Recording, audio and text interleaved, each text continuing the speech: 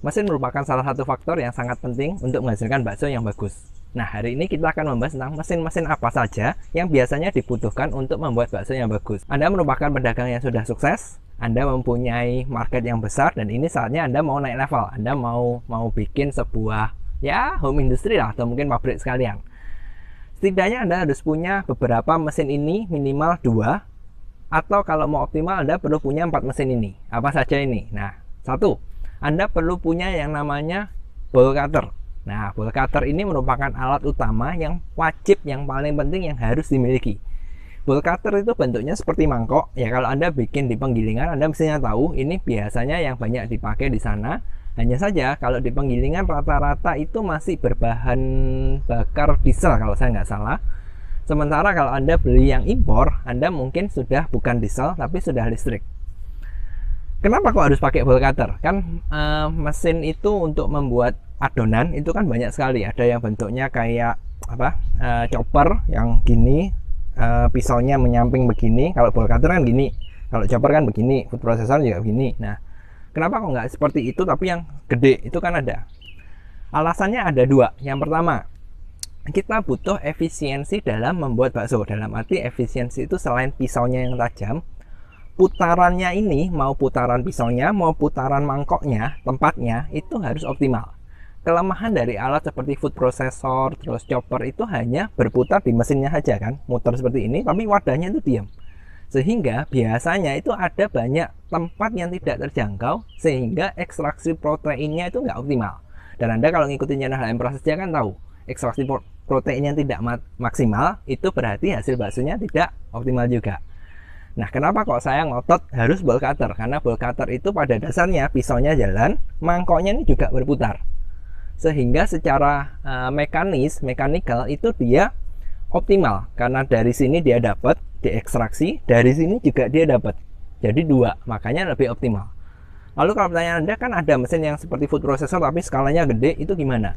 Sebenarnya itu kalau dibilang bisa dipakai sih bisa, tapi buat saya sih tidak optimal. Kenapa? Karena kalau di luar negeri, umumnya mesin yang model food processor chopper itu tapi yang gede, itu dipakai untuk membuat satu antara vegetable chopper itu, jadi untuk motong sayur-sayuran gitu-gitu. Yang kedua, mereka pakainya sebagai emulsifier.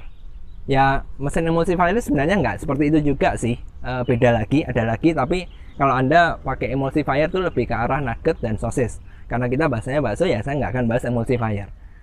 Intinya kalau Anda mau mesin yang optimal, itu Anda perlu pakai bowl cutter. Kenapa? Gini, salah satu problem dari kalau kita bikin pabrik home industry itu kan sudah tidak bisa yang istilahnya itu kita ngejar waktu, kita ngejar optimal, dan kita juga ngejar biaya lebih hemat. Nah, bowl cutter ini itu akan memfasilitasi itu. Dia bisa maksimal sehingga hasilnya bisa lebih bagus. Harapannya ketika dia hasilnya lebih bagus, Anda bisa menghemat di bahan.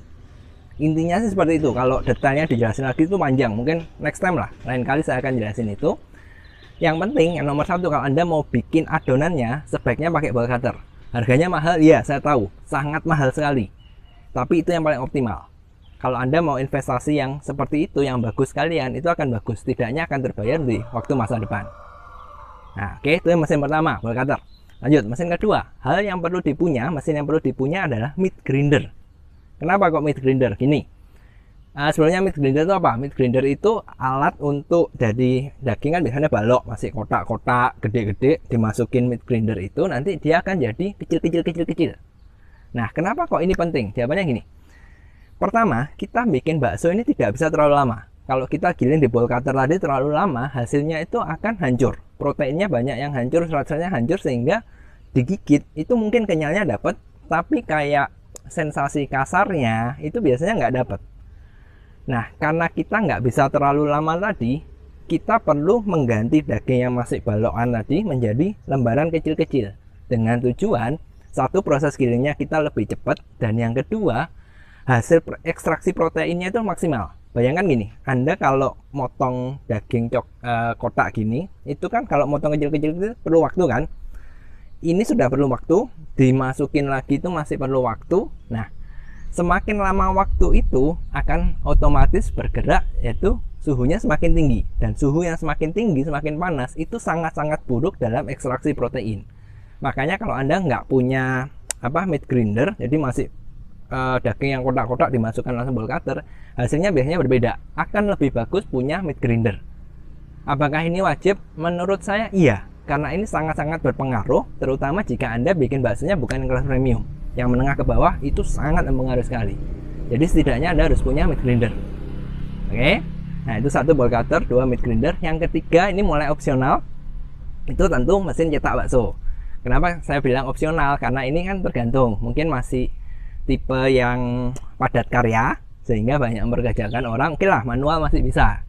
Tapi kalau Anda sudah mau otomatis ke mesin, ya Anda sebaiknya punya. Kalau untuk mesin pencetak bakso sih tidak terlalu banyak hal yang spesifik. Yang penting tinggal Anda ukurannya seberapa, lalu kecepatan nyetaknya itu seberapa banyak, dan hasilnya itu seberapa bulat. Cuma itu saja.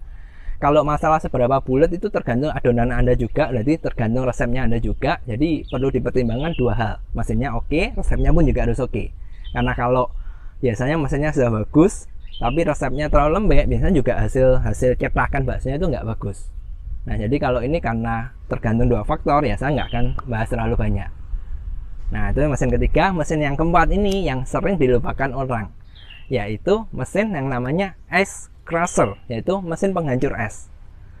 Kenapa kok perlu kita mesin penghancur es? Pertama gini, kita kalau bikin bakso mau optimal kan tentu pakai es batu. Nah, terus pertanyaan, kenapa kok repot-repot harus dihancurin, harus dibikin kecil-kecil, kok nggak langsung balokan aja masuk? Ada 2 alasannya. Yang pertama adalah untuk menghemat pisaunya. Kan tadi bowl cutter kan jalan gini dan juga begini kan. Kalau kita masih pakai es batu yang besar-besar, biasanya pisaunya ini yang kalah. Dalam arti kalah itu bukan sekali giling langsung rusak, enggak ya.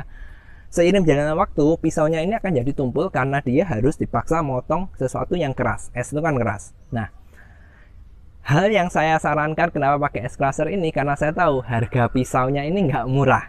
Apalagi kalau Anda beli bowl cutter yang impor. Nah, itu lebih mahal lagi.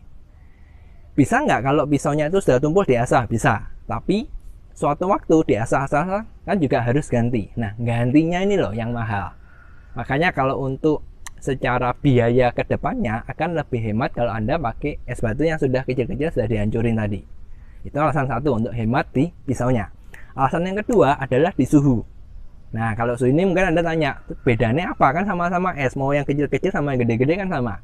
Ini, tadi kan saya bilang untuk ekstraksi protein yang maksimal itu butuh suhu yang dingin. Nah, bowl cutter kan muternya begini dan juga pisaunya begini. Biasanya tempat di bowl cutter yang paling panas duluan itu yang di pisaunya gini. Kenapa? Karena ini putarannya paling kencang. Nah, kita perlu mendinginkan pisau ini lebih optimal. Caranya tentu kita mesti pakai es yang kecil-kecil sekali. Kenapa? Kalau satu gede gini, jadi anggap ini pisau ya. Karena tangan saya cuma 2, jadi ini pisau, ini esnya jalan. Cetok, cetok, udah nggak dapat lagi, panas lagi. Cetok, cetok, panas lagi kan. Nah, tapi kalau kita sudah kecil-kecil, sudah dihancurin dan tersebar rata, setiap dia giling, ini selalu kena dingin. Sehingga hasilnya itu menjaga suhunya nggak panas itu lebih optimal. Alasannya sih itu. Jadi kalau nomor 4 ini memang opsional, es crusher ini perlu nggak, tergantung Anda. Kalau saya sarankan ini sebaiknya punyalah, toh harganya nggak terlalu mahal kok. Kalau Anda sudah niat bikin pabrik, ya sebaiknya punya. Karena ke benefitnya itu kembali kepada Anda. Hemat biaya dan juga optimal di prosesnya. Nah, jadi untuk membuat bakso Anda perlu punya 4 mesin. Ya, idealnya sih 2, meat grinder dan bowl cutter. Kalau opsional ya mesin cetaknya sama es crusher. Oke, sampai sini dulu pembahasan hari ini tentang mesin. Semoga ini bisa membantu Anda. Ya, semoga doa saya Anda yang para pedagang bisa naik kelas semua, bisa punya mesin sendiri, bikin pabrik supaya lebih sukses terus. Dan kembali, jika Anda punya pertanyaan, bisa kontak kami. Jika Anda suka materi seperti ini, cek terus channel Hypera saja, karena di sini kami akan bagikan berbagai macam tips, trik, teori, mitos, apapun itu yang bisa menghasilkan bakso lebih enak, lebih kenyal, dan juga lebih murah. Oke, sampai jumpa di materi yang selanjutnya.